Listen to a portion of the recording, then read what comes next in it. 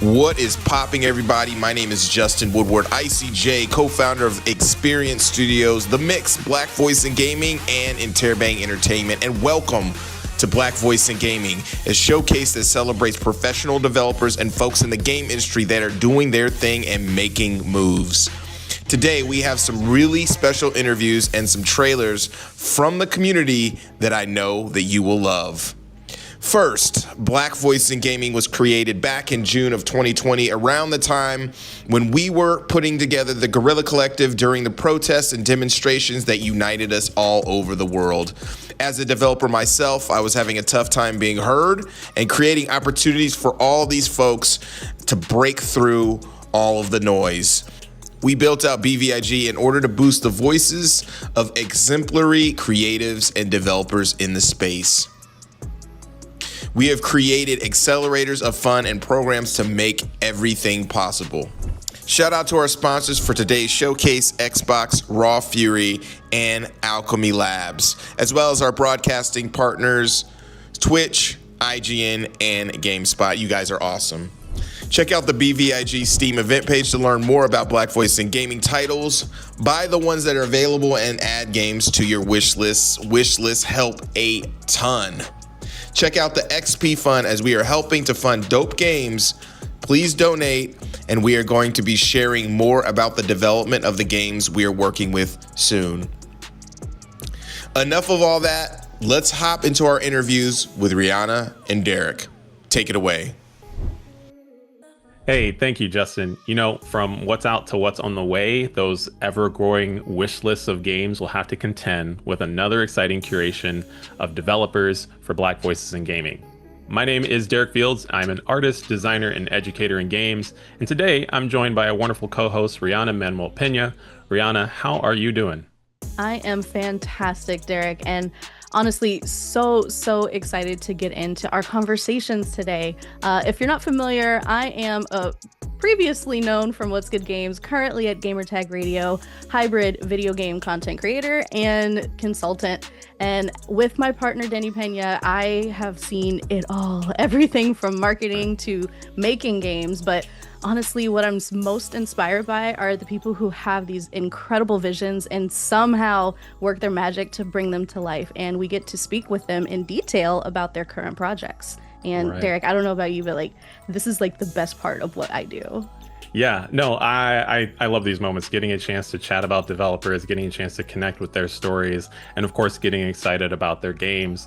Now, that's not the only thing that we include in Black Voices in Gaming. We also celebrate the music as a component of game development. Games are not without the sonics, I almost said phonics, but that wouldn't apply here. It just kind of rhymed. Anyways, we're kicking things off with a musical component first. Game composer Chase Bethia has some wonderful music that they'll be contributing to the showcase, and you'll be seeing it sprinkled throughout. And so let's get started with that first video.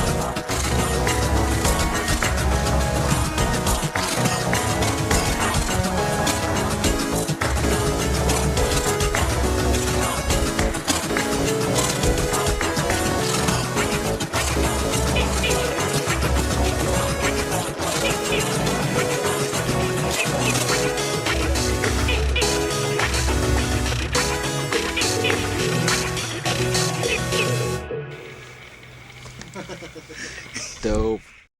Howdy, folks. My name is Oliver Nelson Jr. I'm the studio head over at Strange Scaffold. We made games like I Am Your Beast, and I'm so excited to be bringing Black Voices in Gaming Space Warlord Baby Trading Simulator today. It's our 18th game in 6 years, and not only am I so excited to bring it here today because I adore this community, but also because this is one of the best things we've ever made, and I'm so excited to say, hey, because you supported us through 17 games, we get to still be here and make this thing and continue to post-launch take it even further because of you. So thank you and enjoy. When's the last time you shorted a baby? What, you haven't? Oh, buddy, okay, let me show you. You pick a promising kiddo, you buy stocks in its tiny simulated life. Buy. Watch it graduate, find love, descend into the labyrinth, whatever. Wait for it to be living it big, and then short that baby! Sell! It's not gambling if you win. Tell that to your wife, your husband, your husband. Baby's loss is daddy's gains. Quit your job at Club Smart. Babies are the future, and your future is in babies. Space Warlord Baby Trading Simulator. Out now.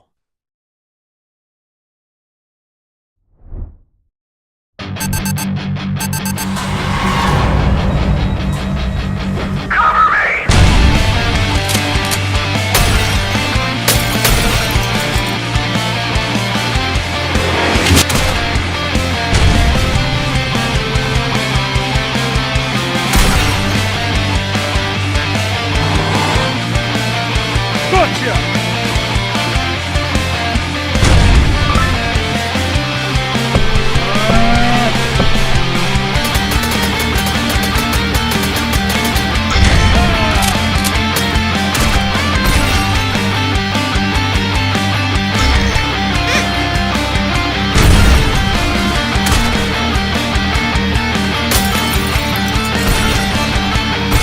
Start over again!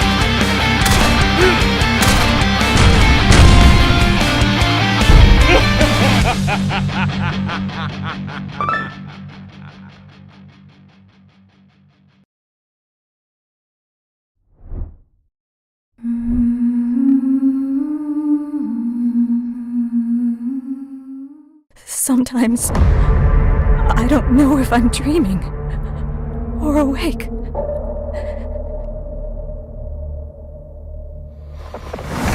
I can't remember what happened. It's like we were frozen in time.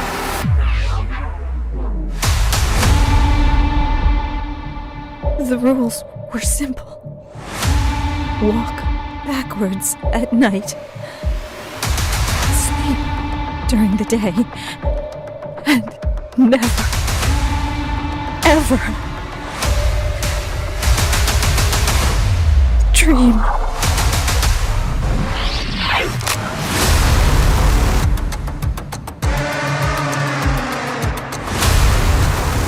This city is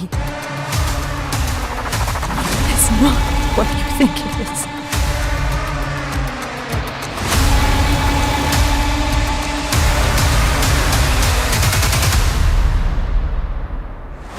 They locked us away like lab rats.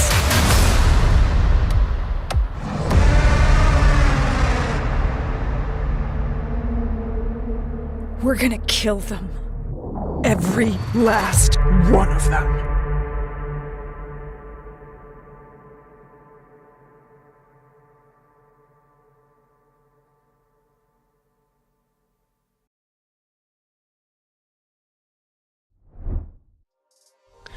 Listen, game development is hard enough as it is, and so you can imagine how much more of an adventure it becomes when you decide to embark on this solo.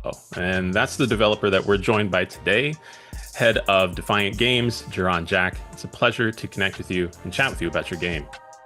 Thank you guys. Thank you for having me. I mean, it's a pleasure. It's been a real long journey. Yeah. Like, I would like to get into that, Jerron, because when we hear about a solo dev, a lot of people can think of, people who have made huge RPGs or people who've made smaller, more narrative-based titles, but it looks like you've kind of split the difference. Like there's a lot here. You can tell there's a lot of systems behind what you're building. So tell us a little bit about what players can expect with Erased.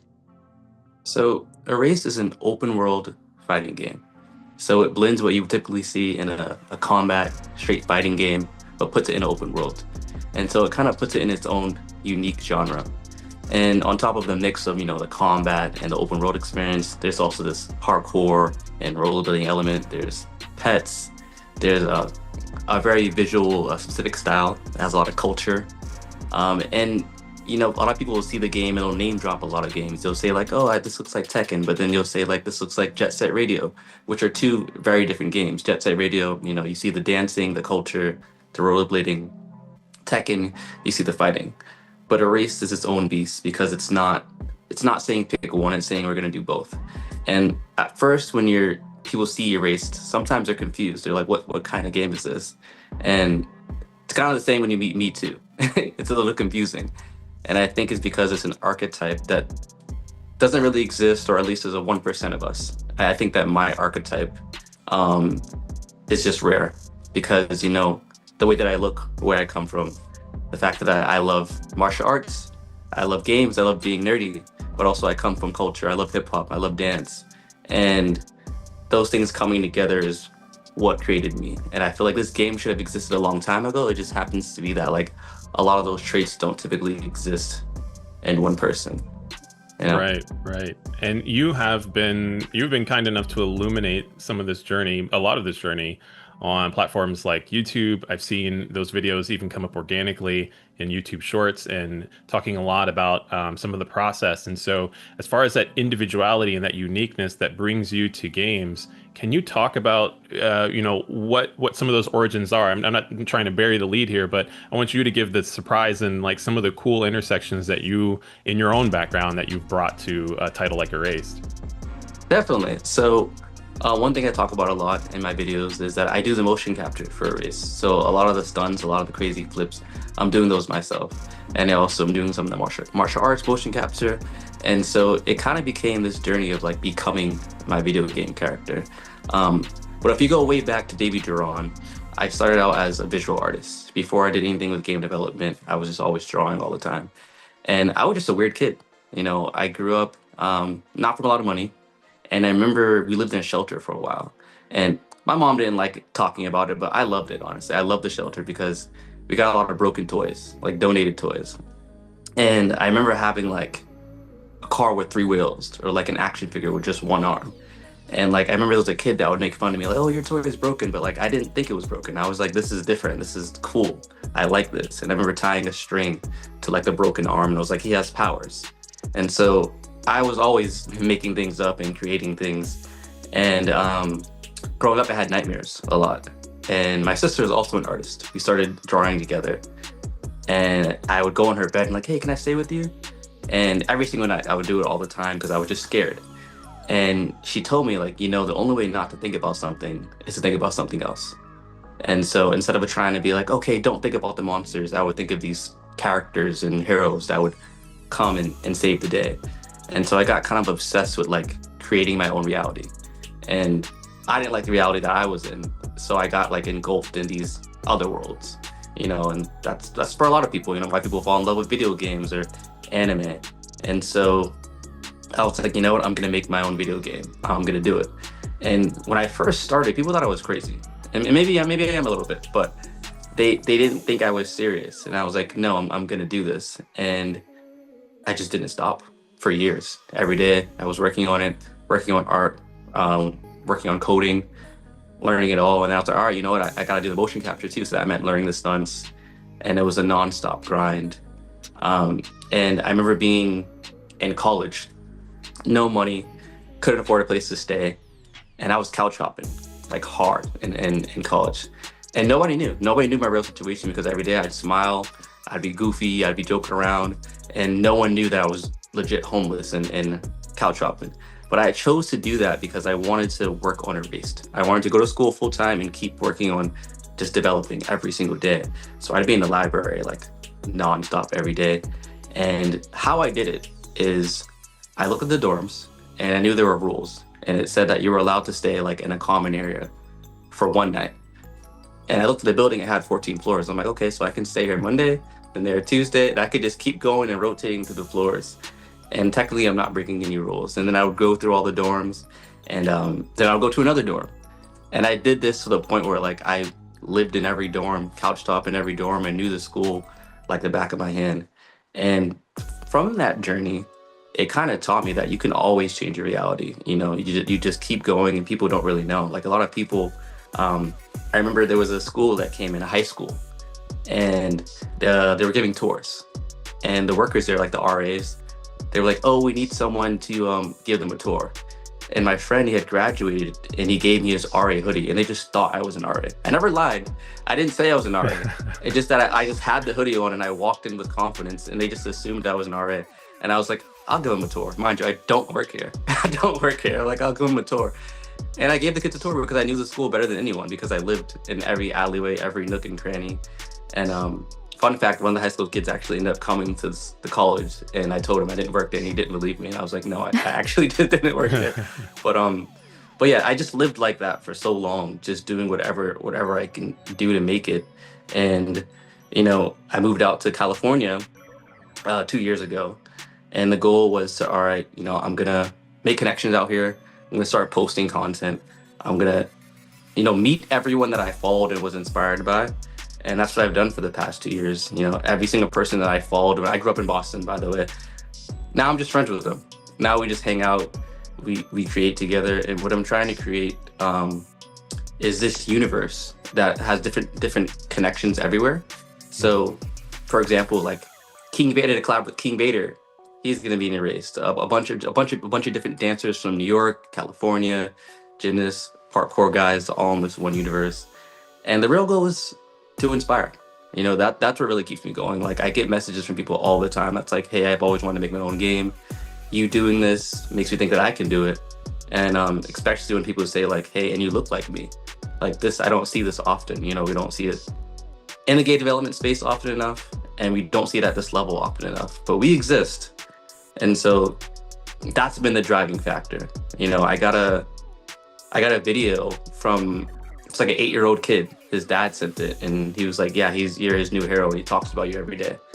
And it kind of made me tear up a little bit, because I remember being an 8-year-old little black boy and having these dreams and being like, I'm gonna do it. So like, I really hope that everyone can see me and think like I can do that too.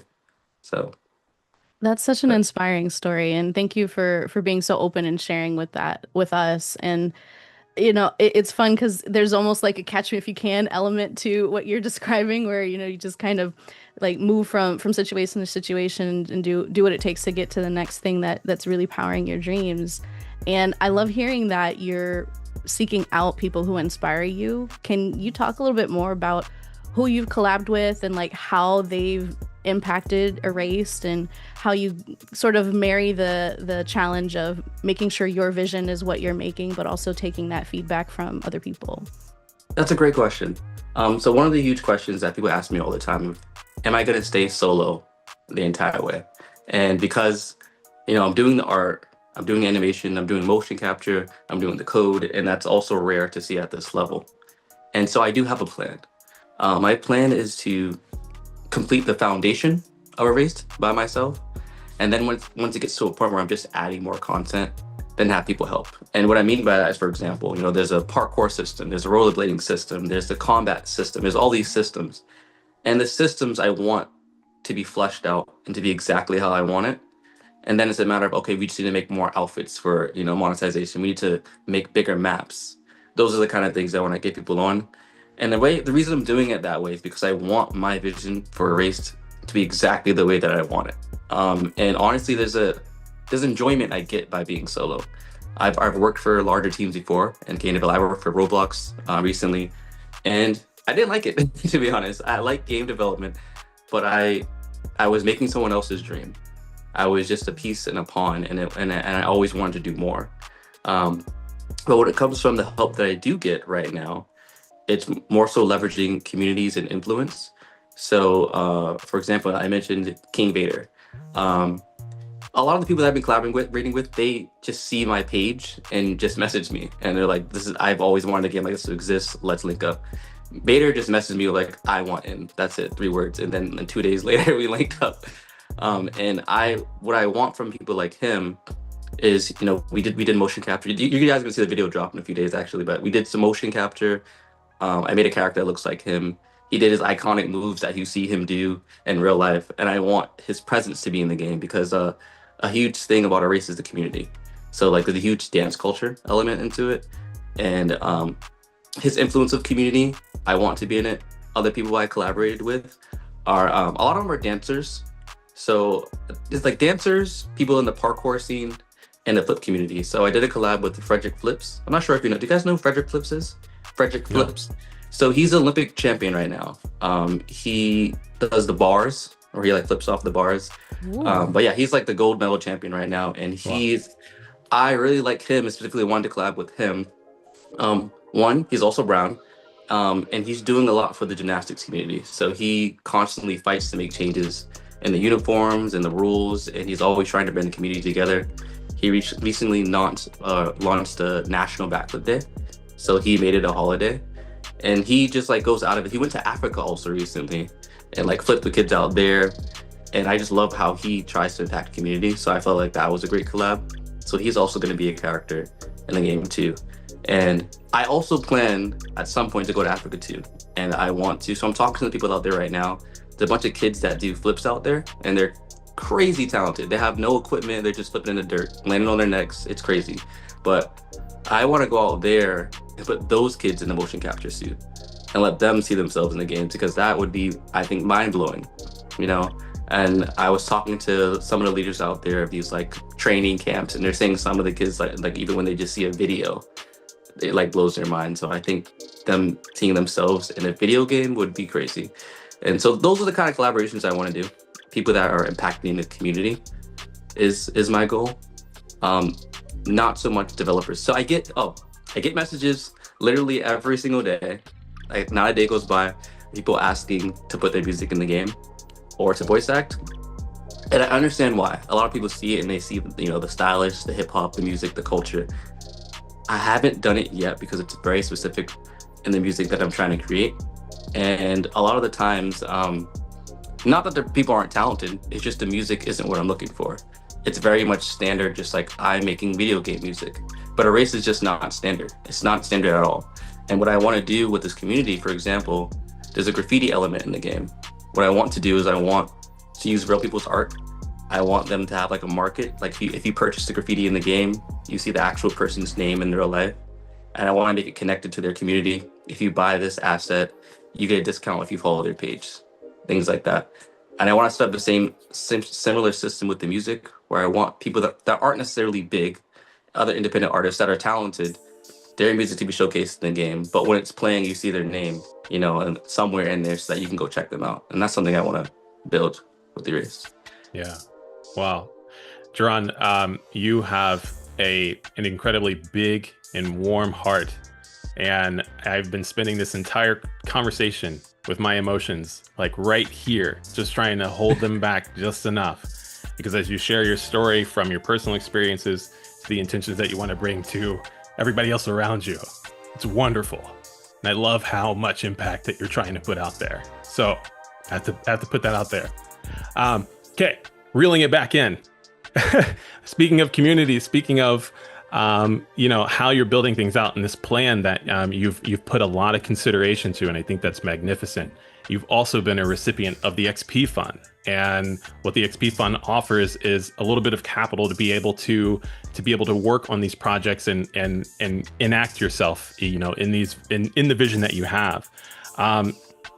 As far as the milestones that you have set out in the plan that you have for yourself, has that allowed you to embark, make a concerted effort on some of the intentions that you were just talking about? Is there anything that maybe has changed in your schedule now, being able to, have something like the XP Fund to be able to like back up those intentions? Absolutely. On that note, first of all, shout out Justin. I love Justin. Like I want to tell a real quick story on my experience with Justin. So we had first interacted with Justin. He's the one that helped me with the XP fund. Yeah, he had seen my Instagram. We had talked over, and it was Comic-Con. It's a Comic-Con or Anime Expo? Comic-Con. It was Comic-Con, and I was going to Comic-Con. I didn't have a booth or anything, and what I did is I took a dolly, and I had this giant monitor, and I had it just flashing screens of images of my game, videos of my game, me doing stunts. And I pushed it around, and everyone was like, "Oh, what's this? Check it out!" And I had my laptop, and I was like, "You want to play?"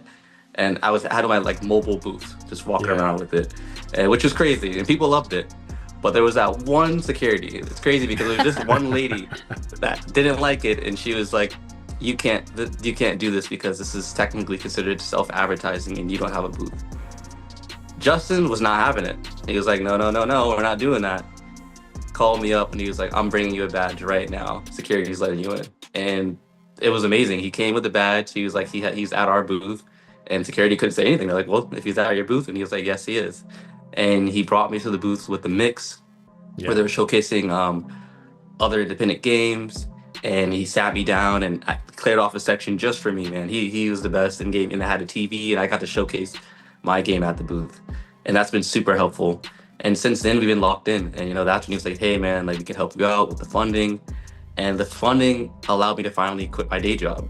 So I was working at another game development company, a smaller company, Gamer Cove, and my dream was to just go independent, because I was splitting half my time, developing my day job, and then whatever hours I have, I can work on a race, and I just wasn't sleeping. I still don't sleep, but at least I'm not sleeping and working on my game all the time, so it allowed me to do more. And since then, man, since getting that grant, I've been on 8 different airplanes. I put out a video recently about it. I've been going everywhere, and all for the sake of collaborations. So I collaborated with 8 different big influencers. I went on live streams, and the marketing for it has been going crazy. The wish lists have like skyrocketed. More people keep messaging me. BlurredCon's seen my video, and so BlurredCon is flying me out and to Virginia next month, and I'm gonna actually have a booth at BlurredCon, and I'm also gonna have a panel. I'm gonna have 2 panels, which is amazing. And so I'm gonna be able to showcase the race. I'm gonna be on stage talking about a race. And so it's been super helpful. In addition, Justin also got me to the Dice Summit. Yeah, very good. That would have been almost $4,000 I would have had to pay to go something like that, and he got me in for free. So the XP fund has been amazing. It's been super helpful. And I'm just really learning about my journey that just keep being authentic, and people see it and they sense it. And there's been so many snakes that have tried to wheedle in. And the XP fund was actually the first place that I was like, no, this is where I need to be. There are a lot of people that are like, hey, I want to invest, but you can always tell, like, they'll come in like, hey, this is going to make money, because a race is going to make money, but that's not the goal. That's a secondary, thing. It's just going to happen. But a lot of people, they come in, and for example, I'll tell you about this one company. I won't say their name, but they came in, they're like, hey, we want to invest, but you can put the game out now if we just take out all this stuff. We don't need all these characters. We don't need all these hairstyles. Just take this out and put the game out now. You'd make a ton of money. And I was like, nope, you don't understand what a race is about. Because we need all the hairstyles. We need all of it. We need the curls. We need the locks. We need the twists. We don't just need 2 hairstyles. And that tells me that he doesn't understand what I'm trying to create. He understands that it's a business, and it is, but it's a business second for me. And I think that the XP fund was so different because talking to Justin and people on board, they get what I'm trying to create with the race. And that is more important to me than whatever money someone's throwing at me. So, yeah. Yeah, wonderful. Derek, and I'll let you take it home since we're almost out of time on this one. It sounds good. No, it's good. Trust me, the yap has been wonderful. You said you wanted to touch people, and I've certainly been reached. It's been a joy to hear your story and even seeing it before this moment. In wrapping up, can you remind audiences where they can find your race, where they can find you to keep up with it? Because you mentioned wish lists, and those are important too. Yes, so you can wishlist Erased on Steam now. So even if you just Google Erased on Steam, it pops up. It's the first one I checked, and you'll find it. Also, you can find me on Instagram, YouTube, and TikTok. It's all the same handle. It's my name, Jerron Jacques, so Jerron. and then my last name, Jacques. So just look up Jerron Jacques, and on these, you'll see YouTube Shorts, TikToks, and Instagram. You'll see behind the scenes. You'll see some time lapses of how I create the characters. You'll see some motion capture work and how I make the animations. And you'll see all these collaborations that I'm talking about with these influencers, dancers, martial artists, parkour guys, and all that. Yeah, we look forward to seeing more. Thank you so much, Jerron. Thank you. Oh, one last thing I'll add, because everyone asked this. Yeah, please. The wish list is on Steam, but I do have plans to port to console for PlayStation, Xbox, and Switch. Good to know. Good to know. You got collaborators out there to help back you up now, so it's good. Yeah. Amazing. Thank you. Thank you, guys.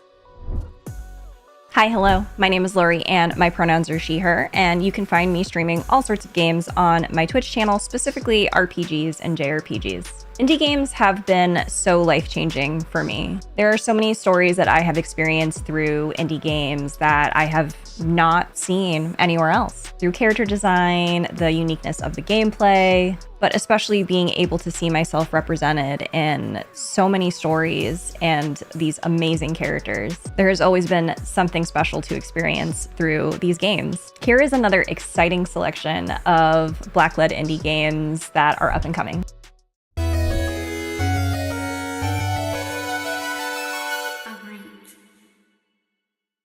Voltage.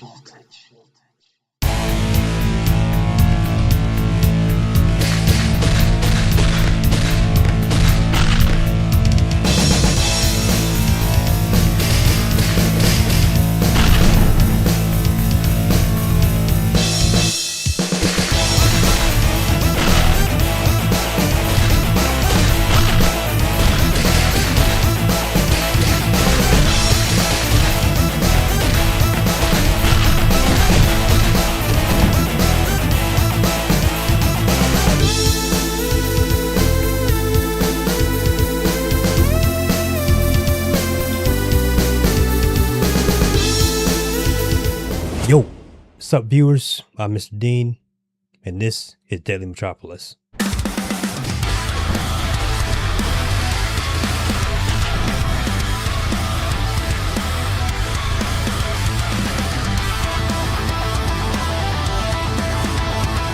First off, I'd like to thank Black Voices of Gaming for having me.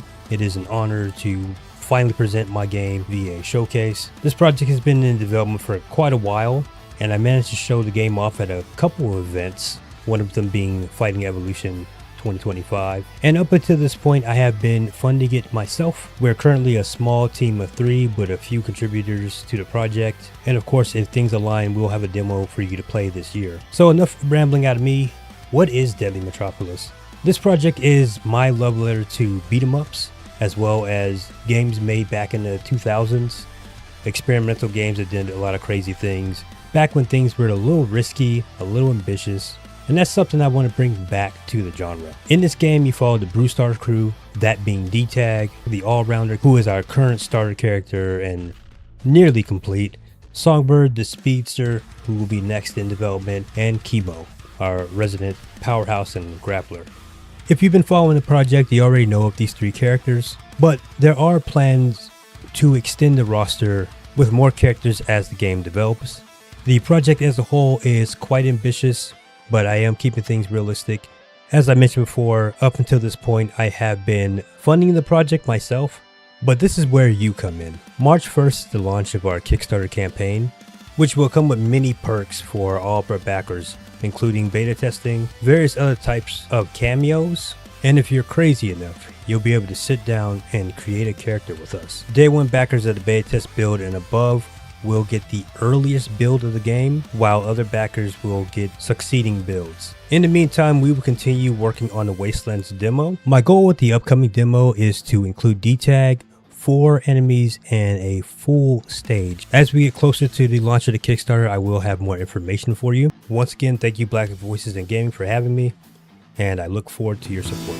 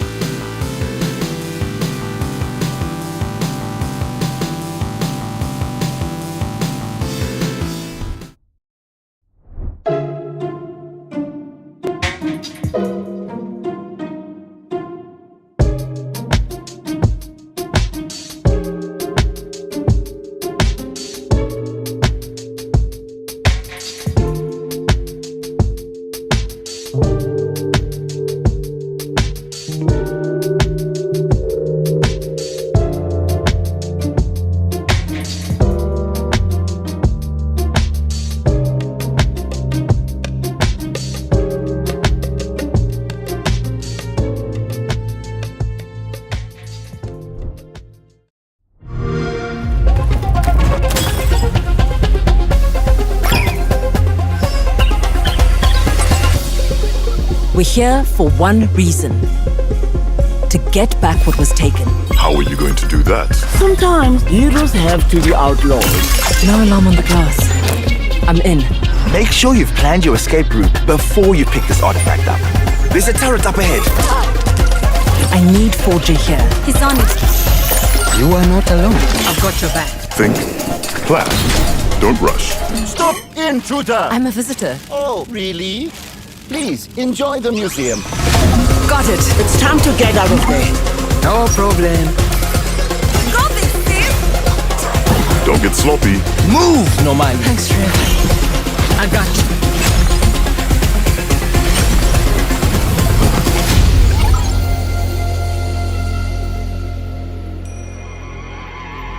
you. There are my little couriers. I really wasn't sure about you initially, but you turned out much better than I could have hoped.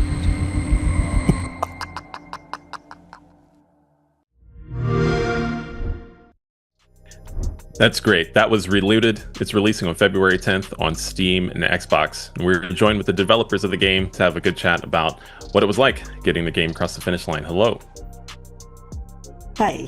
Thanks for having us. Yeah. Rihanna, what'd you think of the trailer? Have you been keeping up with Relooted? I have. This is one of my most anticipated games ever since we saw it back at the Xbox showcase. And I'm really excited to get more of the story. So, Mahal, I'm really interested to hear more from you about how you came up with this concept and what you really want to say with Relooted. So I'm an author and I work in comic books, and one day I got a call that somebody in games wanted me to write something, and I was like, I don't want to write weapons descriptions because I thought I thought that's what they wanted, do a couple of like combat shouts or whatever.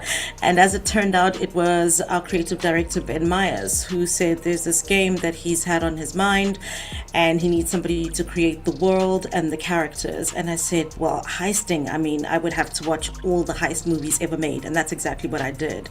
And by the time we got to building the world and creating the characters, I think I understood what the genre needed, but also what would make the story about regular people taking back African artifacts from private collections and museums, what would make that premise more interesting. And we try to get from the very specific, we get the universal. Everybody has a family, everybody has an annoying younger sibling or cousin, an elder in our family wants us to do something important and we're like, no. So I thought, okay, well, that's definitely a place to start the story. Wow, wonderful. And for those who are maybe introduced to the trailer for the first time, could either of you help to illuminate, like, fundamentally what is Relooted about? So Relooted is a heist game, and it's basically regular people who are taking back African artifacts that are outside of Africa from museums and private collections and bringing them back to the continent. Right. And the genre of the game, we're talking, we're seeing side-scrolling. This is a platformer. This is anything else that they might expect. I think there's there's a parkour in that as well, and definitely some puzzle solving, because what happens is you first get told, because the planning phase of any heist is what's important. So you get told about what the artifact is, find out where it's being held, what are all the security, things you need to watch out for. And then the second phase is you case the joint, and you have to figure out where to use your team members, how to use them best, and you make sure that your plan is laid out carefully. You grab the artifact and you run.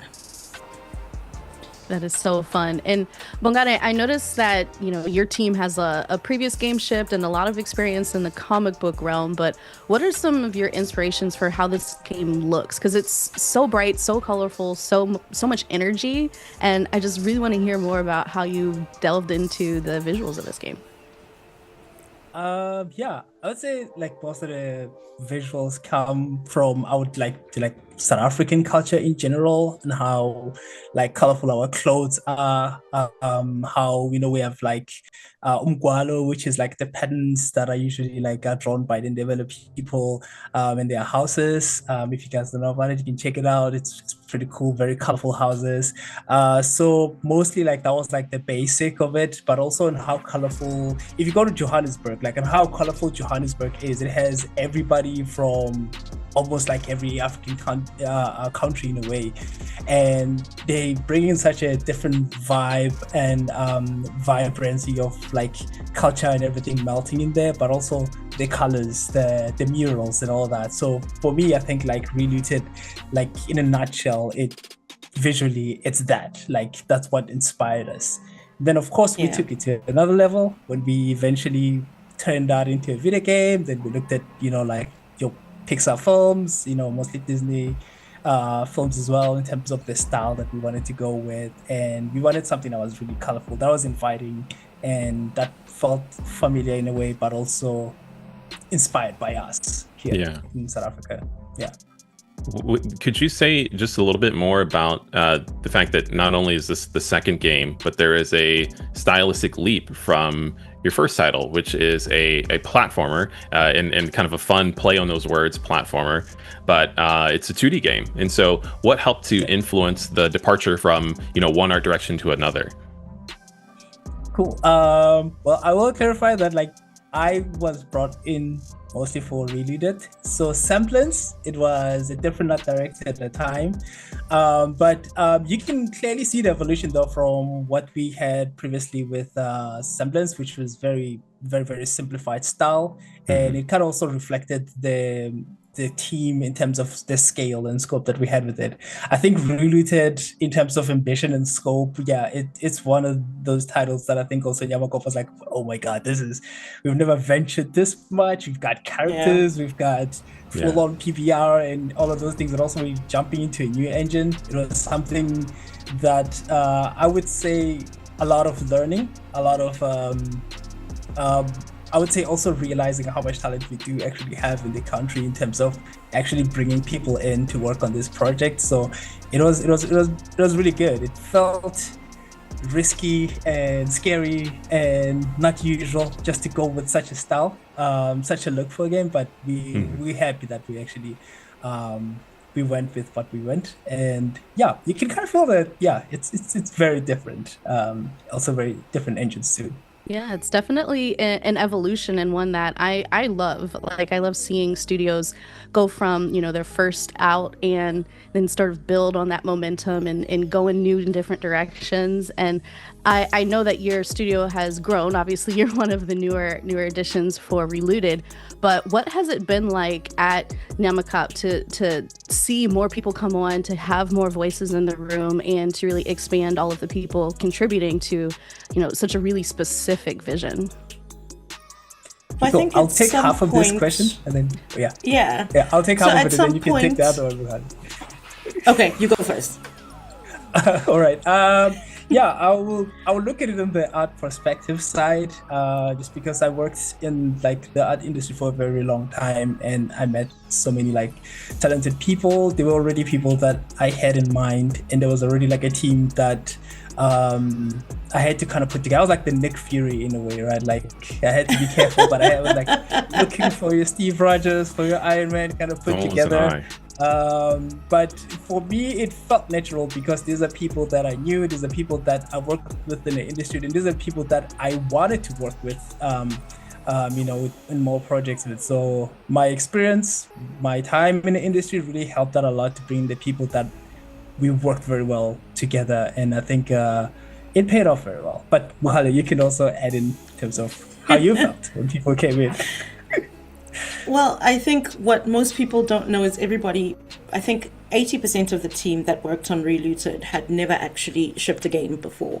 And it was by design because our creative director wanted to put together a team unlike any other. He didn't want to keep using the same people. So we had people that were all across the continent, and we had to learn how to work remotely because most of the team is in Johannesburg, but Bongani and I are in Cape Town, but we don't have an office in Cape Town. There was somebody in Ethiopia, somebody in Ghana. So I think maybe this game took a little longer because one, we had not shipped a game before 80% of the team, but also because we had to become the team that would finish this game. And I don't like to compliment Ben, and I'm sure he's listening to this and he's going to be very happy that I'm complimenting him. But I don't like to compliment him, but he did a great job at finding the right people for what he wanted for Relooted and taking the time to actually upskill people until we were the team that could finish Relooted. Yeah. So this makes me, what I'm thinking about, from what you had said, there's a new team. It's, a lot of them is their first commercial release. This is also an opportunity to drive or maybe refresh or revamp the studio culture as it is with everybody that you're bringing in. And so with so many different studios out there, and, everybody, all the tribulations that come with releasing a game, how does Nyamakop sort of define itself characteristically as a studio? What is your flavor? What is your, kind of like identity in the game space? And how does that speak itself through Relooted? I think we have a lot of fun creating African-inspired content, and I think Relooted is such a great example of that. It is colorful, it is fun, because we're all about the fun. That's why we made games. Imagine we made boring games. Ooh, how embarrassing. But also African-inspired because not most of the studios that are in South Africa don't lean too heavily on things that are African-inspired, because I think there's a little bit of like a fear around, is there an audience for African-inspired games and content? So that's what sets us apart. Yeah. I'm really glad you said. Sorry, go ahead. Yeah, I was just saying that just to also add on to that is it's also like, because like everybody mostly like they're from the continent, there was just sort of like this vibe that like everybody understood. There was a thing that we the struggles and everything, like we kind of all like understood each other. So there was a very interesting vibe at work. Like people really understood some of the decisions that we made or a direction that we took, because we're like, a character like normally would react like this, and then there was that cool synergy that was happening when we work at this. So I think there's that thing about Nyamakop making games that we make as well. I love that. And like we can tell even just from talking to you both for just a few minutes, like how good the vibes are at the 100%. Studio. And honestly, kudos to you all. That's not easy to do in this day and age, and especially in this tension in the gaming industry that everyone is working through. The fun comes through. Like you can see in the trailers, and I'm sure for people who have gotten their hands on the games, they can feel that energy. And thank you for putting people on a screen and in our hands with controllers that you saw in your real lives so that we can see them in our lives too. Like I really appreciate that representation. It makes a huge difference in an industry that really needs a lot more joy than we have right now. Thank so congratulations. I hope we can keep, making African-inspired games for a long time. Oh yeah, and just have more black joy in our games. I think we should have more games that are more like that. The vibe is fun. It's just Amen. Yes, when you play the game, be in a hideout. It's funny. It's just cool to see everybody just react. Yeah. It's I'm of course not because you're just here for the interview. I've been looking forward to this game. The kind of reverse heist as a narrative structure and idea is something that I think fundamentally is fun to think about anytime you see, Night at the Museum or like any of those other museum-oriented movies. That has been my kind of like personal takeaway. Is there any other aspect you talked about, the representation, you talked about some of the cultural aspects and colors being represented, but are there any other hopes or takeaways that you hope players will gain from engaging with Relooted once it releases, or sorry, it's already out? Yeah. You can go ahead, let's go. So I think for me, it's we took an opportunity to imagine Africa in the future, because we don't get many opportunities like that. It's either like a fictional African country or people are being mauled by lions. Hi, Idris Elba. And this was an opportunity for us to dream. for us to say this is kind of what we would like the future to look like. And I hope people will have fun with that, because all of the African locations in the game are real, you know. So the Museum of Black Civilizations in Dakar, Senegal is real. We've got the Nelson Mandela Bridge in there. We wanted to represent Johannesburg as is. And so I hope people will get the flavor of the kind of future we're imagining, but also get the flavor of what the continent feels like. Yeah. And I think another thing is pretty much just the big educational aspect of the game. And I think, you know, like that's the big thing that we sort of like pushing as well. It's fun to get these real artifacts and get to research about them, but also there is that very difficult part where you kind of know how these artifacts were taken, why were they taken, and the circumstances that got those artifacts to be in those museums.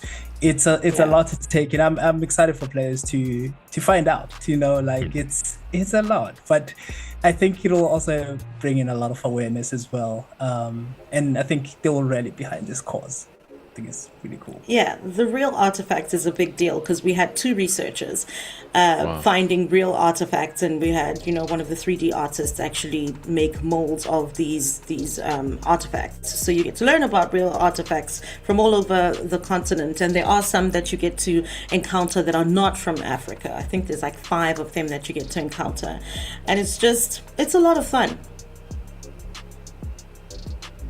Yeah, man, I love that. Wow. I want to thank you both again for taking the time to share this. Like, I haven't had a chance to play yet, and I'm just so eager to get my hands like on it and reclaiming artifacts. Getting that nugget of discovering that these are all real and not just like straight up based on any of them is a huge takeaway and kind of my favorite intersection. So thank you both for sharing your time. Thank you both for even educating me in this moment about, like, you know, all the other things I'm going to learn. So this is really incredible. Thank you very much for having us. I hope you enjoyed playing Relooted. Of course. Yes, and can you remind our audience again where they can pick up Relooted? It's going to be on Steam. Xbox. Yep. Yeah, Steam and Xbox. It's out on Steam and Xbox. Series S and Grab it X. now.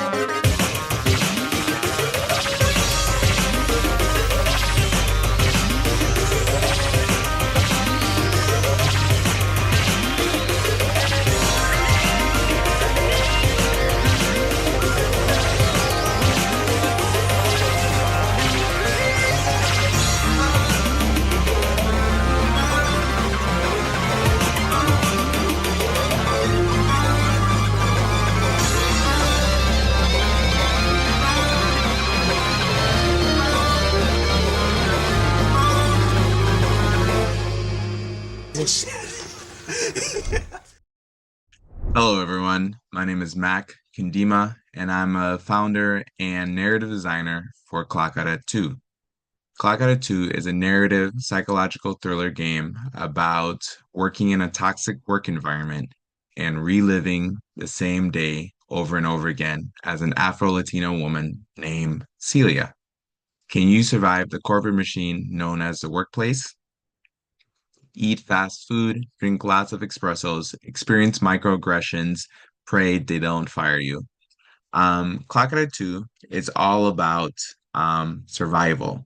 We've been working on this project for about a year now, and we've gotten some really good feedback. We've been able to showcase it both in the US and Japan and more. With the game, we've showed it at Game Devs of Color Expo, Big Fest at Black and Gaming, and GDC, as well as Gaijin Pod Expo in Tokyo. And of course, Black Voices in Gaming the previous year. We really want to create this game and to bring it out because this game really resonates with everyone, both from US, from Japan, from China, from Korea, from all over, because we can all relate to Clock Out at 2. We all have a Clock Out at 2 story. And the story of dealing with terrible bosses, conniving coworkers, and being able to somehow balance your mental health while preventing yourself from being sent to HR is something that we can all relate to and have experienced. With that being said, I want to say thank you so much. Please wishlist the game on Steam and enjoy our latest trailer. Thank you so much. Bye-bye.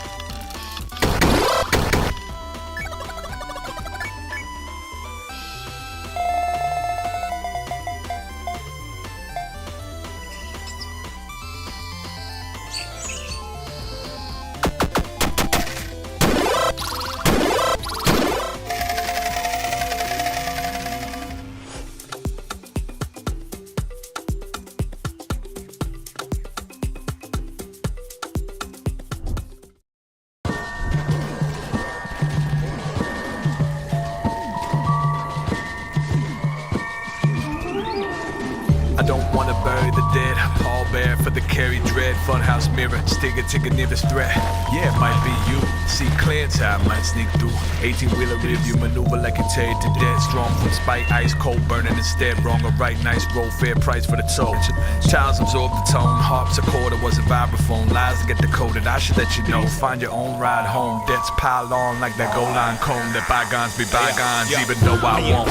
Like Lionel and Markel, silent in our weapons. We dance with the dark still. Dark skills gained by crawling to the altar. Hank first the axe and the last bullet orphan. Down walking knee pads, defense on maniac. Pin the huge slang walk, slip where your mama at. Used to drag the muffler off that 700 Cadillac. Then we fought the orcs cause he married to a battle axe. Gordon Ramsay New Balance. When I chef Shalal Rex, all colors Riverside. AZ theme music, more murder, more homicide.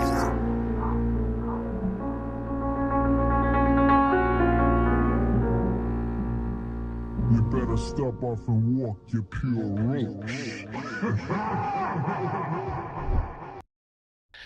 All right, that was Beatdown City Survivors, and we're joined by creator and head of New Challenger, good friend of mine, Sean Alexander Allen. I always love talking to you. So, what's good?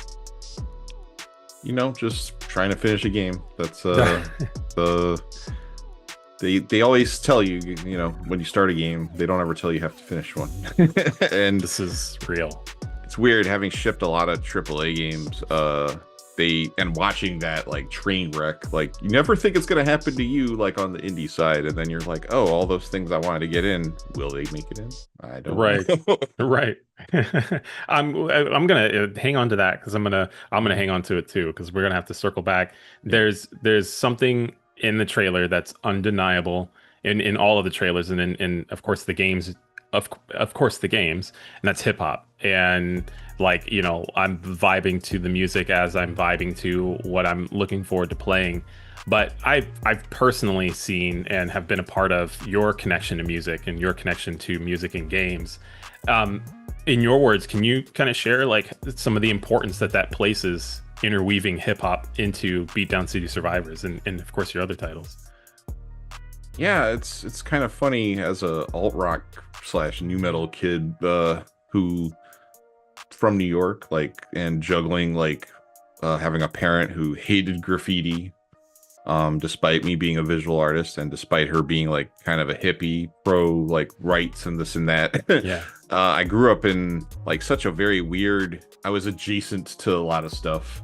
But like, and you know, Hot 97 made me both love and hate rap music because Hot 97's a bad radio station. And but like, you know, there was definitely something palpable. Like I think about early, like I remember Ice Water from like only built for Cuban Links playing, but I didn't know what song it was. I just remember hearing the like blasting out of people's cars. So I mean, that was like my like growing up, right? Like it was like I grew up like going to arcades and like hearing the music, like a new type of music around. Like I knew ODB's verse in Fantasy with Mariah Carey, despite never listening to it myself, right? Like the me and Mariah go back like babies. So it was just there, right? Like that was like 8th grade. I remember other kids thinking I was just weird and being like, how do you know that song? I'm like, it plays everywhere. Like, what am I like? Or you download OPP or like, also because Bo had a game, right? So you think like Bo knows this, Bo knows that, but Bo knows Jack because Bo can't rap. Like all those things were like super important to me, even though I didn't know it. And I don't know, like I think being at Rockstar, a lot of stuff just kind of coalesced. I think I really got into, I think a lot of things were popping up. I really got into like Run the Jewels, and that really like made me really appreciate. I think there were a few things actually though, because there's a group called Rat King which actually launched their albums, and there it goes. So something, man, I can't remember. Back in 2014, so this was 12 years ago. And Baby Castle's the venue in New York, that was an art and game and like music collective. They actually paid, they worked with the record label to have a concert that actually just, you know, it had its like 20 or 10 year anniversary, and it was written up on a blog site called Nobels, and there's like pictures of the whole thing. And I'm like, Yeah, my game's on that arcade cabinet over there. Like, so Treachery and Beatdown City, like our previous game, was a part of a rap album, like like the group broke up. Like Wiki is still really huge, but it was like a part of rap history actually, which so that was like one of the first like tastes, I guess. And I really liked Rat King as a group also, and it was funny because Rat King, like Wiki's on a track with Run the Jewels, so it was like a whole lot of stuff going on in like 2013, 2014.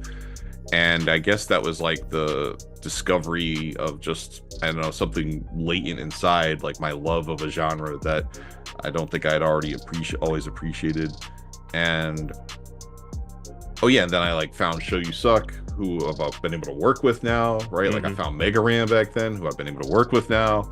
In 2015 was when I met Open Mike Eagle. I saw him open for Doomtree, and I fell in love. And I went and talked to him, and like his vibes, like because both being like a couple years apart and having similar frames of reference, and the fact that he would like talk about words with friends in his game and his like reps, and he would talk about Two Dots on Twitter all the time, and I'm like, oh, I know the head of Two Dots, like and then she was like a fan of my Eagle, so then I like introduced them at a show, and this is like the weird, my worlds are colliding, like the weird indie game scene, because she'd made weird indie games, but then she's also the CEO of a mobile company that a rapper who I'm a big fan of is a fan of that game.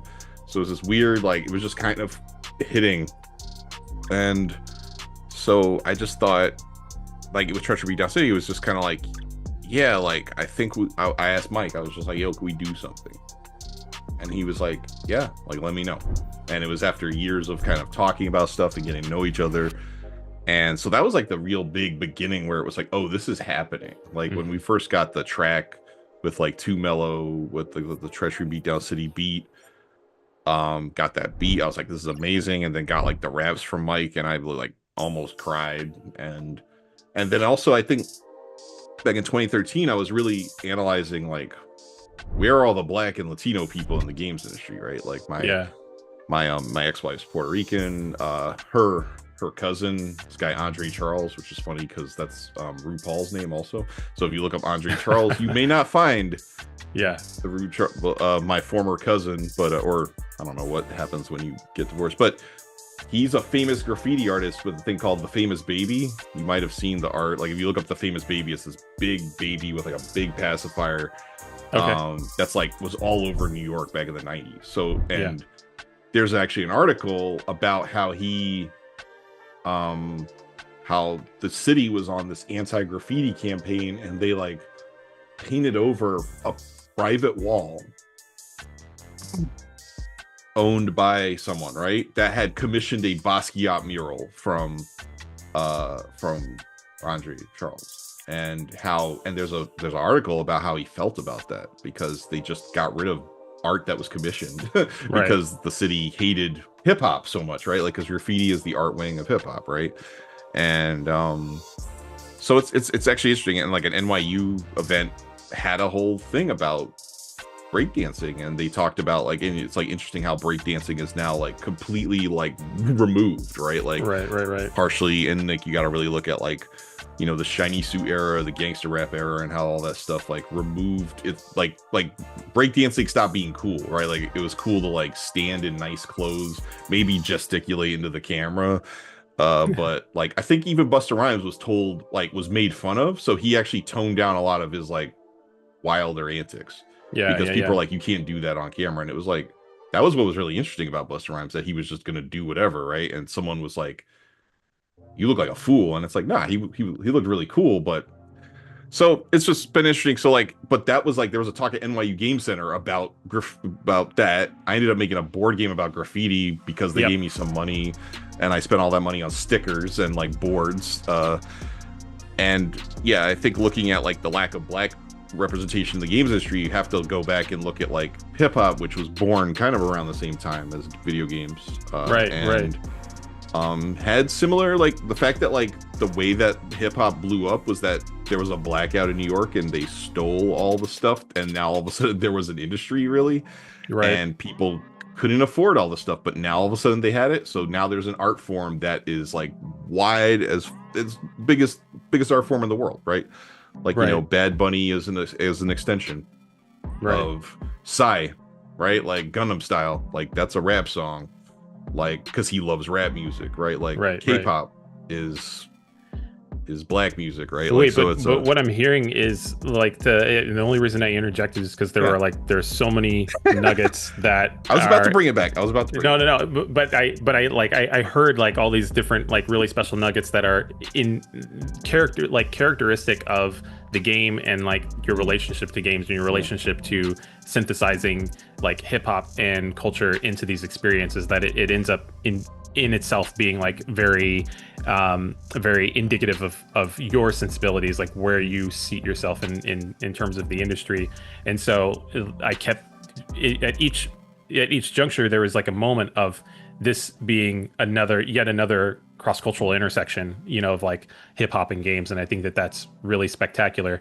Getting to the actual question that I want to ask in relationship to that is because of first of all, it's impressive the damn near encyclopedic history that you maintain about like those different experiences, because I think I'm not trying to seal the deal in my own memory, but it's not as good as that. And so how do you balance the experiences that you have gone through, the experiences that you want to share and compact, and wrestle with which ones to like characterize and synthesize into the game? Because when we see a title like Beatdown City Survivors or Treachery in Beatdown City, there is a nuance and there's a specificity that is both tongue-in-cheek, it's poignant, it's very observant. And so it really comes down to like, when you have it all in front of you, like which one do you pick? And so how do you balance putting so much personality and attention to detail into your game? I guess, wrapping around back to Beatdown City Survivors, the biggest thing, like, you know, we had to make that game, the prototype, for 3 months. Yeah. And, you know, part of it was, I don't know, like I grew up like not knowing music, but games became the art form for me.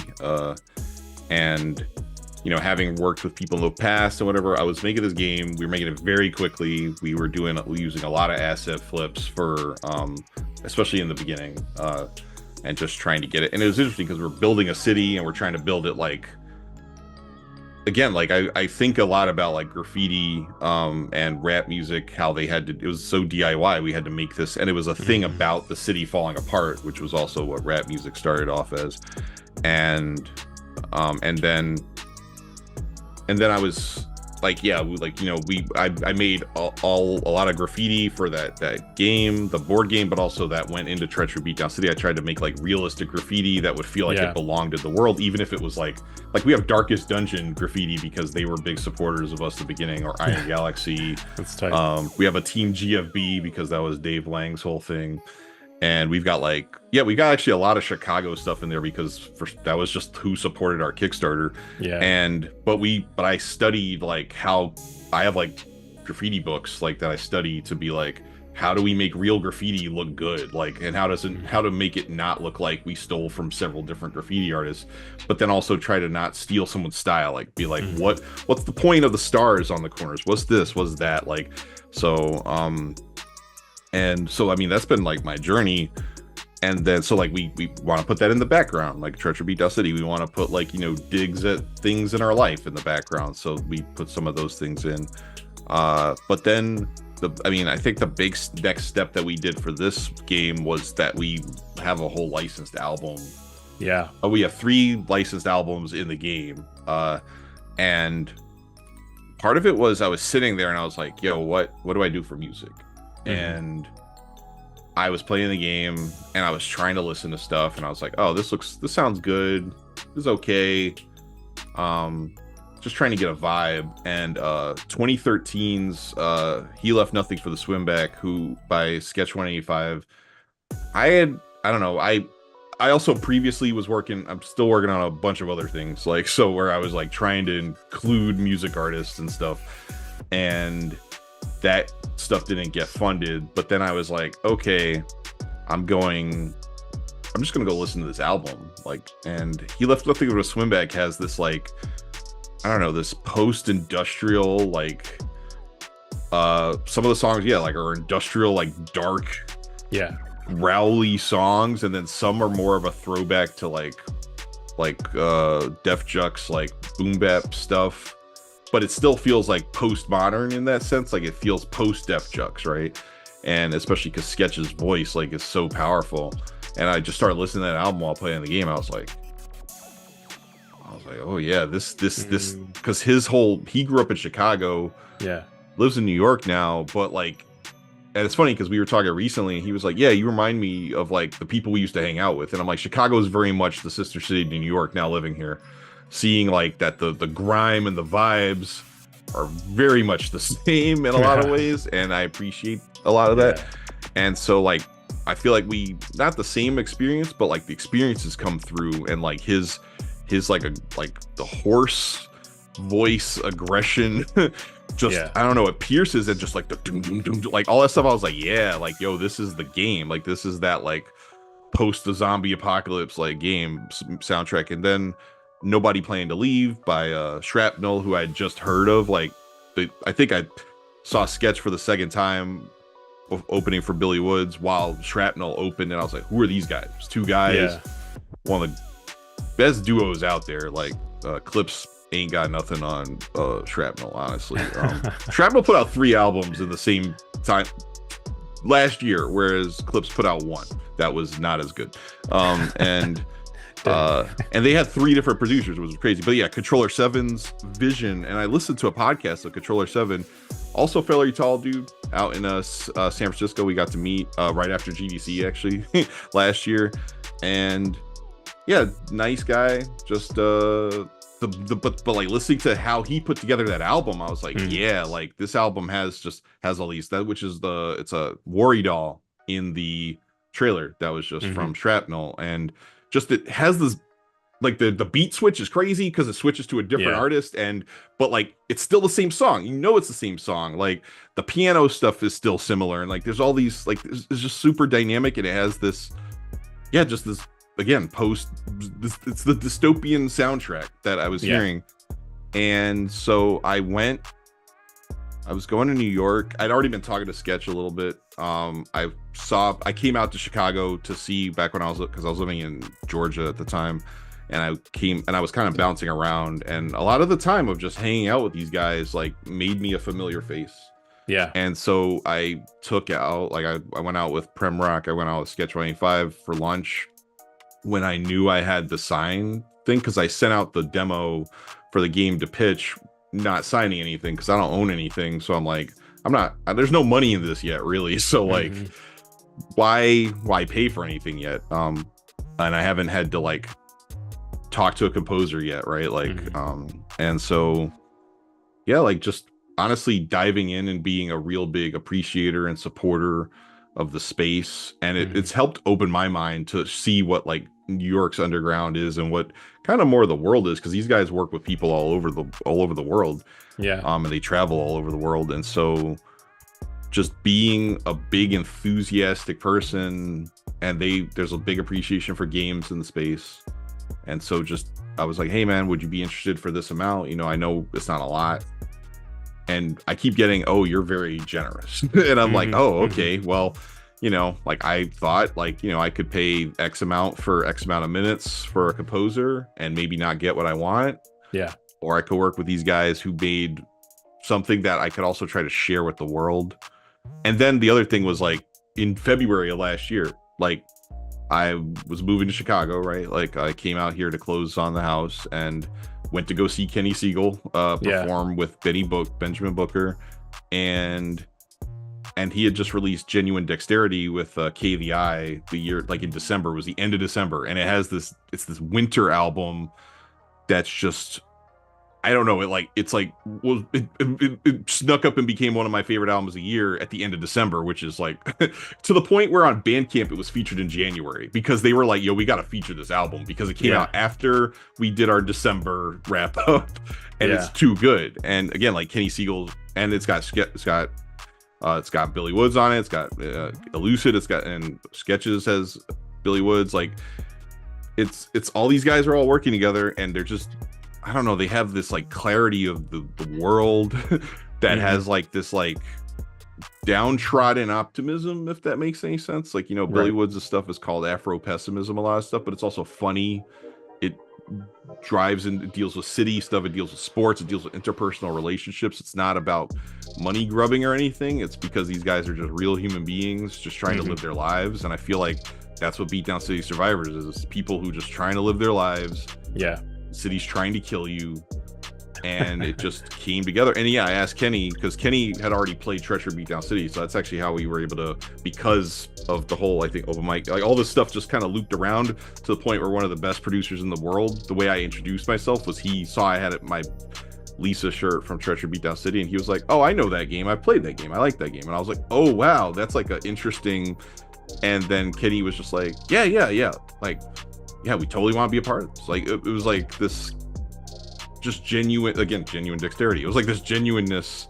And then KDI also was just like, yeah, absolutely, right? Like people are just like, and yeah, that year, and in December of that year of 2024, in a year where I hadn't gotten a yes for anything, I put out that pixel art thing of the Backwoods Studios people because I just really appreciated all the work they were doing, and they showed so much love to that. That I think that also catalyzed a lot of this conversation, right? Because it was like, oh, and they didn't treat me like a fan making art, right? They treated me like a fellow creator making art that was like, it's fan art obviously, but it's like fellow creator art. Like there was like comments like, yo, this should be a mixtape album cover or something like that, right? And or like a record label mixtape album cover. And I was like, and that, like, I don't know, that was another one of those like very emotional moments, because in a year where the games industry kept telling me, no, we don't want this, we don't want that, blah blah blah, these guys were like, we love everything that you're doing and we want to be a part of whatever you're going to do in the future. And thankfully, you know, Xbox was able to come in and help us out with the money we need to work on Beatdown City Survivors. And then I immediately went and I said, okay, I got to look at this budget, cut out this amount, offer what is comfortable, even if it's slightly uncomfortable, but like, because I value this stuff so much. But I tried to look at it on like a percentage amount, and everyone was like, yeah. And I was like, and it's also inspired by working at Rockstar, you know, like we worked with, I got to be around while a lot of people came in and out of the studio. Like Funkmaster Flex walked into our studio to get on a phone call with Busta Rhymes because they were going to record the phone call. And I was like, man, I hate Funkmaster. To the point where, I mean, anybody hear him interrupting Black Thought or Vince Staples, and I like the fact that Tyler the Creator really dug into him when they did the freestyle. But it's just funny, like the fact that I'm working there and I'm like, yo, this dude that's been annoying me on the radio for years just walks into my spot, right? Like, so I think, yeah, just a lot of stuff has come together to put me in the place that I'm in. And the thing that we did mostly was music, but I want to one day talk more about how I actually have been really using the full level, the full depth and breadth of hip hop in the way I've been trying to construct the video game. Yeah. But that's a deeper talk that I need to like share at some point.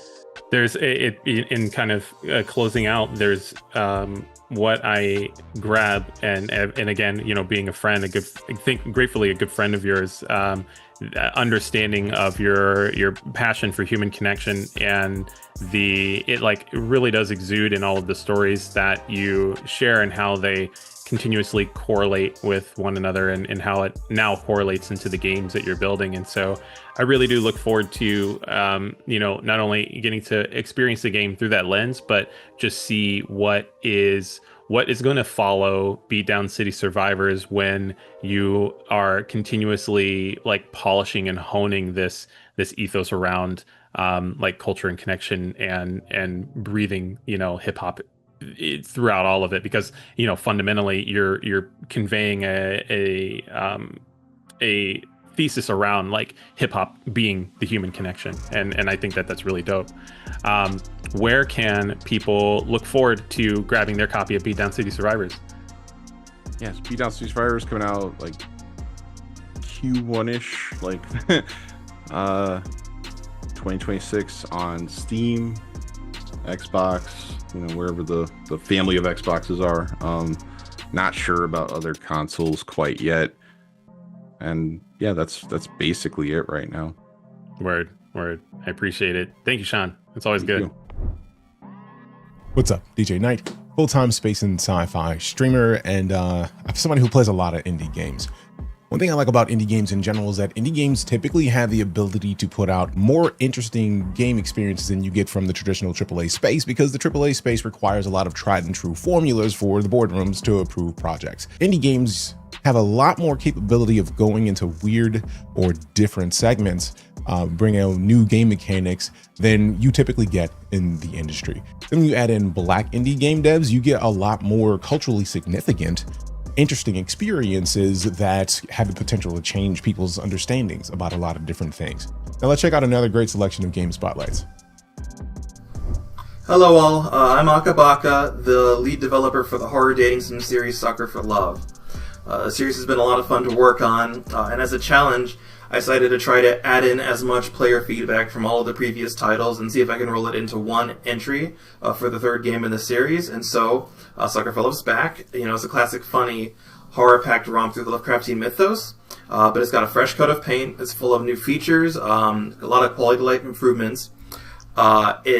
It's got an all-new story. This time it's centered around the Lovecraftian entity, the Color Out of Space, which is a strange meteorite that crash lands on Earth and starts draining the life and color out of everything around it. You know, super spooky, it's super funny. So if you like anime, especially 90s anime, Lovecraftian horror, or dating sims, this game is a love letter to all three. So please enjoy.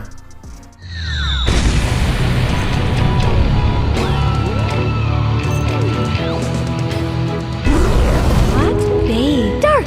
I am color from dark. I just might be able to help with that. Whatever you do, please stay alive for like 15 minutes. I think I saw pictures in my head. Was I dreaming? Dreaming. That sounds crazy. Androids don't dream. But it felt so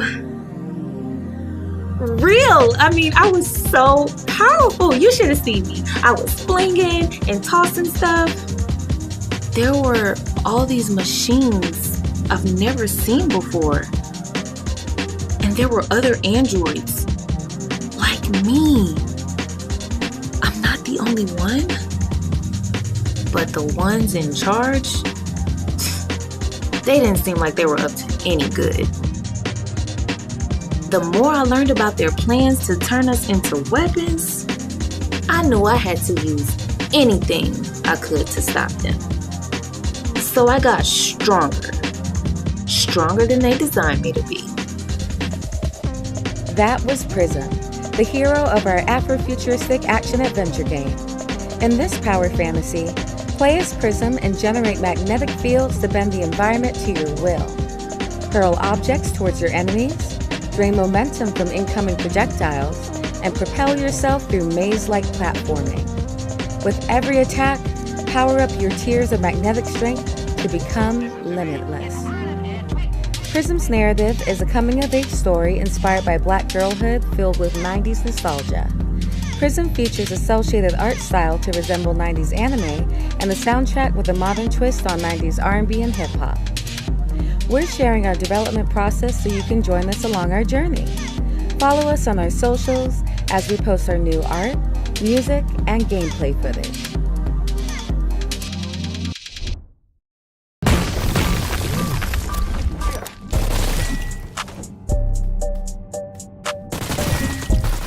I'm Hassani, and I've been working on a video game for the past 6 months now. I decided for some random reason that I wanted to give Mega Man X a try. Literally the first time I played it in my life. But for whatever reason, I kept playing, kept trying, kept dying, and before you know it, I was hooked. What an experience that game was. I think I know what I want to make now. So immediately I started looking for all of the courses, all of the tutorials, any kind of material that will help me get my project started.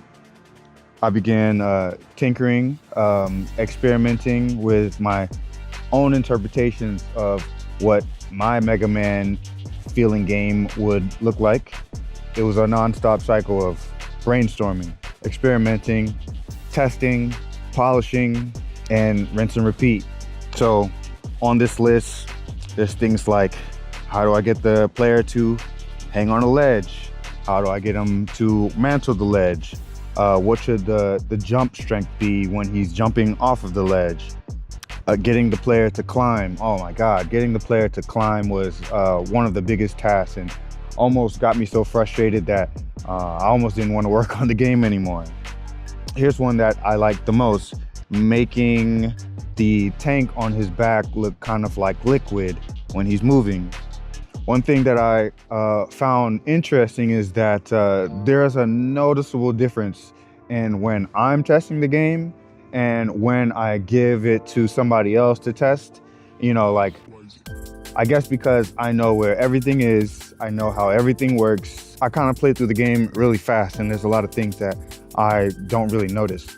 But when I give it to someone like, you know, my girlfriend or my friends or any just random stranger, they'll take the game just a little bit slower, and they'll take their time, and they're figuring things out. And man, you wouldn't believe how many bugs I'll find from that, or all these different quality of life improvements that can be made, or just ways to just speed up the game. Yeah, it's been an experience. I love watching other people play, and yeah, I think that's the best way to, you know, find ways to improve. It's funny because at the very beginning I thought it looked so awesome, but now I'm like, oh man, now it's looking really crazy. So I'm looking forward to where it will be in the next 6 months.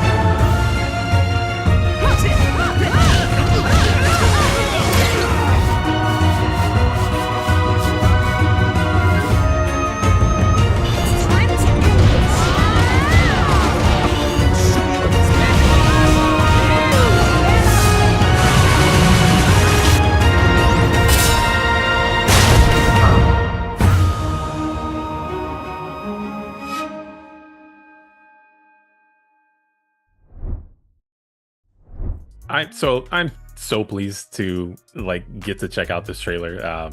Avatar is at the top of the list with like, for my family, with like Steven Universe, Avatar, like we run that back. And so it's so exciting to be joined by you, Victor Lugo, representing Gameplay Group, to learn more about this project. Thank you for joining us on Black Voices in Gaming. Thank you for having me. It's good to see you all. Absolutely. Let me now tell me just real quick, right up front, Avatar. So obviously for many, the audience, myself included, questions are coming up like, what is it like? Can you help illuminate getting to work with such a famous IP? Absolutely. So Avatar is, I think if you grew up anywhere from if you're a millennial or younger, you're appreciative of Avatar. It kind of came up late 2000s, and it was super impactful. I think right now, if you look up like some of the most influential cartoons ever, for anybody, like I said, that is millennial or younger, you're gonna have things like X-Men, you're gonna have Batman, but Avatar is gonna be on everybody's list just because it was so well written. It is so well choreographed and well thought out, and it just kind of came out of nowhere. People literally had no idea this thing was coming. It was just its own type of cult hit that was really, really popular.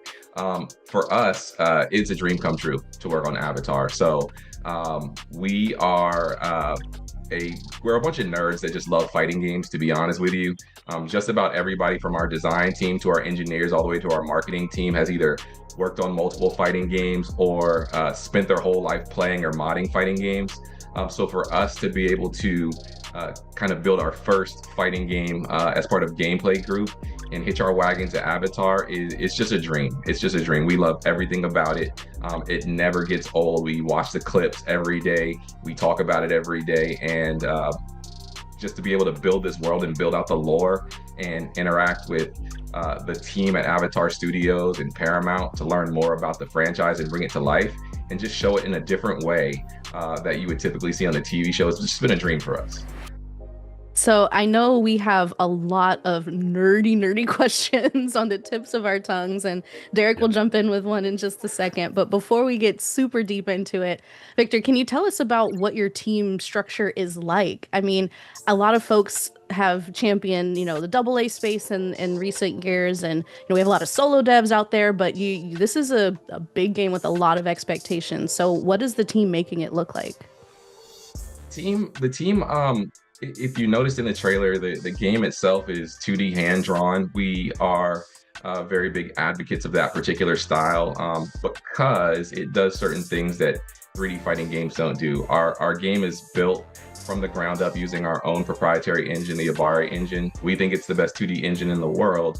And it does some really special things in terms of how we process pixels and lighting and do interactions in 2D. It's purpose-built for fighting.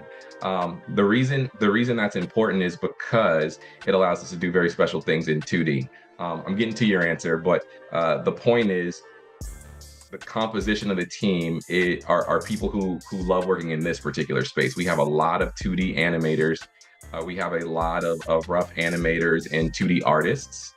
We also have about 8 designers. All of them are technical designers, creative director, and then we have a production staff who kind of supports the team so that they can cook most of the time. Their goal is just to get stuff out of the way of the team so that they can draw and build and tune the game all day. And it seems to be working out pretty good. Right now there are around 50 of us. I think we just pulled in like 3 rough animators last week to kind of get some more frames into those characters, get some more life into the characters. But that's the general composition: artists, designers, engineers, and a few producers. We don't have a ton. We're not like management heavy or anything. We're just passionate. I guess that's the best way to say it. Yeah, the passion and the energy that you are, sort of championing for your team right now is like without a doubt resonating through this conversation. You've already shared so much that I have been clinging to nuggets for an effort to make sure that I stay succinct, because if you say something and I'm like, oh man, I get really excited about that too. For now, I understand that prior to this title, and you said it earlier, that this is one of your first titles as Gameplay Group, but prior to, Gameplay Group has been operating as a publisher, am I understanding correctly? And so what was the transition like from publisher to developer? Did you have to, what was there like a still moment where you're like, all right, we're ready to make something? Was there an overlap period where, you had some teams kind of like slowly offloading into the next thing? For those who are out there that are aspiring to maybe transition into their own title or build larger teams, I think getting to understand a little bit of that might be helpful. Sure. So we believe it or not, we kind of did it all in one fell swoop.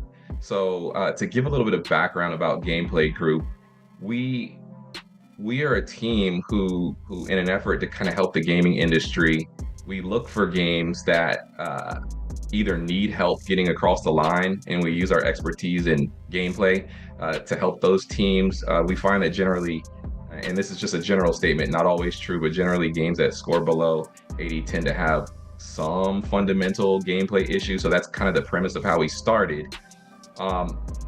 But as we were kind of on the hunt for games that we could make better, we realized that there were also games that were canceled for one reason or another.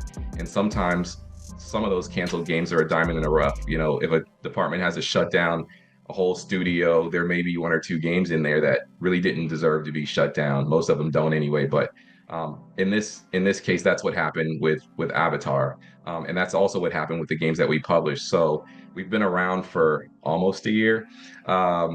And part of what we did as our first effort was just kind of look for those games that we wanted to support. In that effort, we managed to pick up a whole portfolio of fighting games from another publisher. 2 were already out. The goal with those is to support them as the publisher, continue to support the community for those games, and they are fighting games as well. And in parallel, we're developing Avatar, the fighting game. So we're actually doing both. And so we're having to learn very quickly the ins and outs of working with various publishers while we do development. But lucky for us, most of us are 20 and 30-year veterans, so we're just all kind of bringing what we know to the table. Publishing's probably the most nuanced in terms of having to deal with multiple platforms. I'm more comfortable in development, but we have somebody for just about everything. And speaking of the tenure on your team, that's something that is so valuable, right? You almost can't put a price on it. How are you and your cohort taking those lessons and implementing them for Avatar Legends so that you don't make any of those mistakes that you've seen before? Well, we take it very seriously, and we do apply all of the lessons that we've learned. Just about all of us have worked on some level of double or AAA game. For us, one of the things that we make sure that we continue to focus on is just the priorities and the user base that we're trying to reach. We're making this game for not only fighting game fans, but also for Avatar fans. And we really have to lean into what they are going to want and what they are going to appreciate when we develop these things. We are fortunate enough to have a wonderful IP to work with, and for us it's about making sure that we stay true to it. We continue to communicate with Paramount and Avatar Studios to make sure that we are doing justice to the Avatar IP. And beyond that, we just like to stay on time and on budget, just like any other good development team. But luckily, I think we didn't bite off more than we could chew with this one. We knew what we wanted to make, and it's working out pretty well for us. So yeah. From what I've seen in the trailer, the game is beautifully crafted.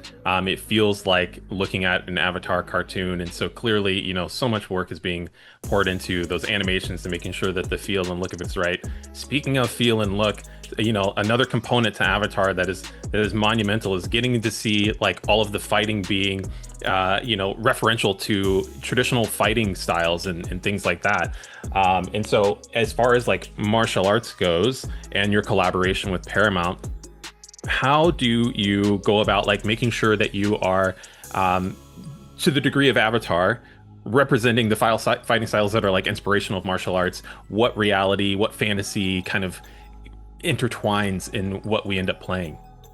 That's a fantastic question. So first of all, the very first thing we did was make sure we had plenty of reference, and it wasn't just, hey, I need reference shots from every angle of the characters. It was, hey, we want to understand the particular art that you were looking to capture when you were developing the characters. We obviously know that Aang has more of a kung fu style versus I can't say that, versus other characters who may have more karate-based styles. Got You'll it. see soon enough. An interesting thing about our team is that in addition to the fact that we love fighting games, you tend to find that fighting game people like martial arts in general. My background is in boxing and mixed martial arts. That's actually how I started making video games. My first game was developing mixed martial arts for EA Sports and helping craft what eventually became the UFC franchise. I then moved on to Killer Instinct, which is where I met my art director, who is now on this team. He is classically trained in Kung Fu and Wushu. And we actually spent years together working on KI, and there were lots of martial artists there. And we took the same workflow that we had there to this particular product, where we said, here's what I know about the craft. Because we're now more of a remote environment, we take videos, we take images of us doing various forms and techniques, and we share them with the team, we share them with the animators. When we were together, we would actually work these things out and kick over chairs and do all kind of crazy stuff in the office. But now we do our best to kick over chairs in our house remotely. But a lot of us have martial arts backgrounds. Like our marketing guy was in kickboxing. Just a ton of us either doing fighting for fun or like through gaming or through actual mixed martial arts or martial arts. So yeah, that's our background. And what it does is just really create an appreciation for the craft, and we make sure that we do the styles justice, not even just for the sake of Avatar, but for the sake of people who are fans of those particular martial arts. And I'm curious to know, there are a lot of opinions, I will say, in the FGC and in and around balance, right? And so you see something like Avatar inspiring a fighting game, and we've seen other iterations, and people are expecting either, like you said, a hardcore fighting game or an Avatar fantasy simulator. And what do you say to fans who are expecting to see, I don't know, like super secret scroll techniques, or they want to fly across the what is it, the field with fire jets or something like that? Like you have to dial back a little bit of the super powered elements, and you can't have, Korra just spirit bend everybody and then the match is over. So how do you work that out? I am really glad you asked that question. That is one of the things that is very, very critical to our approach to fighting games. First and foremost, it is an Avatar game. It is a game not just for fighting game fans, but for Avatar fans. So we want to make sure we capture all the wish expectation that you have with respect to the characters. So our approach to fighting games is actually what I would consider a more classic approach. As you can see, our game is a classic fighting game. We don't do air blocking or anything like that, but we take a classic approach to fighting games. We also take an approach that values authenticity with respect to the IP and escapism over complete balance. And what you find in the fighting game community and the fighting game industry right now is that a lot of the games trend towards being esport ready day one. Which means they have to kind of dial back some of their systems for the sake of overall balance. Because if you launch and you say we're esport ready, and you find that there are some exploits or some infinites, people aren't going to be happy. That is not our approach at all. Our approach is to go absolutely insane with our fighting systems and create emergent systems so that people can find things and bring the community along with us, so that we can kind of discover the ins and outs of what makes it balanced together. But it's not a day one process for us. Fun comes first, authenticity comes first. And when the game eventually comes out, it'll be out this summer.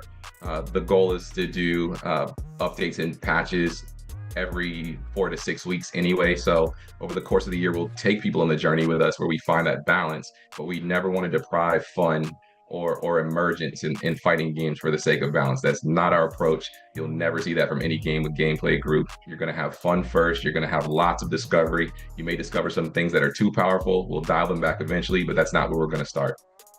Yeah. There was something really special that I was holding on to as you were explaining what is expected of developing a fighting system in a nuanced fighting game community, and you mentioned a journey, and you mentioned a community, you mentioned them being able to inform aspects from the game. Is there, in your mind, an ideal outcome about how you build a relationship with a fighting game community that's going to come in passionate about Avatar? I'll use an example. It famously, No Man's Sky, not a fighting game, had a community that lambasted the game for its lack of content that was originally promised when it came out. Yet now there's a community that is championing this game at every turn, at every update, and making discernible impact based on how they provide critique and things like that. So what would you like from your community? Is it you sent out a poll and everybody voted on the character, or you caught a trend of people talking about things and you started to work that into the game? Do you have any of those types of, dreams, hypotheses, just day thinking? Well, all of the examples that you said, we definitely want to happen, from community involvement around characters who end up in the game to balance. But I think first and foremost, we want to build a community that allows fighting game fans and Avatar fans to coexist. We want them to get along. We want them to kind of build relationships and enjoy their time in the game, regardless of what their entry point was. That's first and foremost. So we put a lot of features in the game that that'll allow our players to share, allow them to share kind of their combos, allow them to share their time online, allow them to communicate better. And there's some special sauce that I can't quite talk about just yet that'll allow people who are advanced fighting game fans to teach people who are more novice fans how to play the game better. That said, we also have a very simple control scheme. We have a 4-button control scheme, and we also put things into the game that I'll get you guys in the next closed alpha, but that actually rewards you for doing things that have everything to do with the character and very little to do with traditional fighting game mechanics. For example, if you play as Korra, we actually help you build chi gauge by being more aggressive, because we know Korra's a bit of a hothead, versus Aang, which has his own set of kind of mini quests within the round that you achieve that make them fight better. So for us, we want people talking about those things. We want them to build community around it. And as that community grows, we will have our ground to the ear. We already have a really spirited Discord space. We already have a really spirited kind of forum where people can communicate. And we also are starting to bring on people from the community to help us with some of our internal testing and previewing, and we'll do that periodically. We had a really successful closed alpha in December.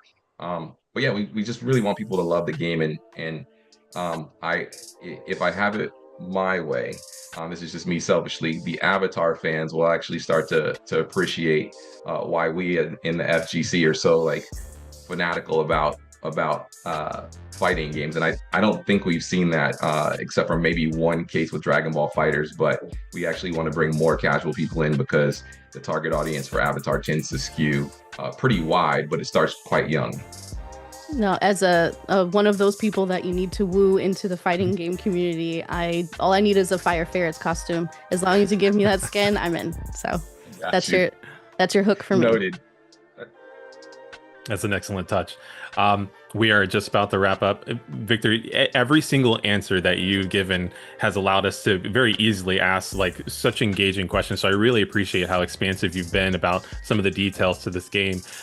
Before we wrap up, of course, please remind us where we can look forward to Avatar. But is there anything else that you want to give to fans who now know that this game is on the horizon? So yes. Avatar will be on every platform. Look for it on PlayStation, Xbox, Steam, Nintendo Switch, PC, whatever format you want. The goal is to make sure that everybody can play. Also, you'll be able to cross-play with people, and our netcode is fantastic. Let's get that out the way. Beyond that, I think if you're both a fan of fighting games or Avatar, our goal is to give you something every month. From this point forward that you can kind of sink your teeth into. So up until launch, you'll see new trailers. We'll do various conventions where you can hear us kind of talk through our process from either the design standpoint or the artistic standpoint. but we'll be presenting something every month. Our goal is to try to break the internet around this time next month with some of your favorite characters from Avatar and a really cool trailer. And then beyond that, we have some other announcements that'll be absolutely insane. I would say by March, we're going to do something very special that you probably haven't seen before with respect to fighting games. So I can't wait to share that. Maybe we'll hop back on and talk through it when it happens, because it's going to be really special. Heck yeah, I'll be getting my roster ready. Awesome. Right on. Thank you so much, Victor. It's a pleasure to chat with you.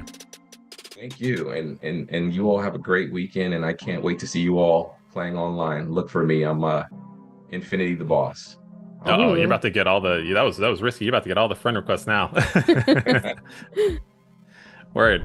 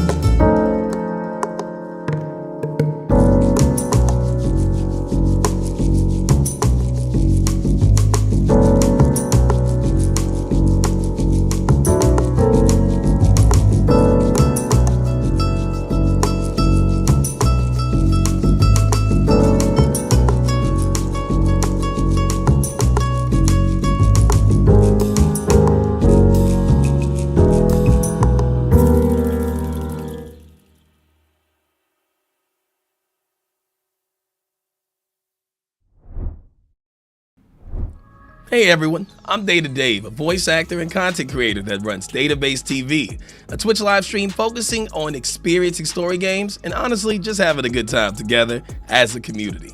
So far though, I hope you all have really enjoyed this, because seeing all the creativity poured into these Black-led indie games has been amazing. Personally, getting a chance to see all these games remind me on why I love seeing diversity represented. We each have our own unique stories and perspectives to tell, so showcasing it and supporting it is very important, and honestly, it feels good. But with that said, we have one more set of trailers and an exciting new announcement coming up next. So definitely enjoy, and I'll be watching it with you. See you later. Yo, my name's Ethan Red, founder and creative lead of Virtuoso Neo Media. We're an independent production house based in New York City focused on creating optimistic video games from the brightest future. Today I have not just one, not two, but 3 video games to show you that we've been cooking up, 2 of which you can play today. Shout out to BVIG, and stay tuned for more.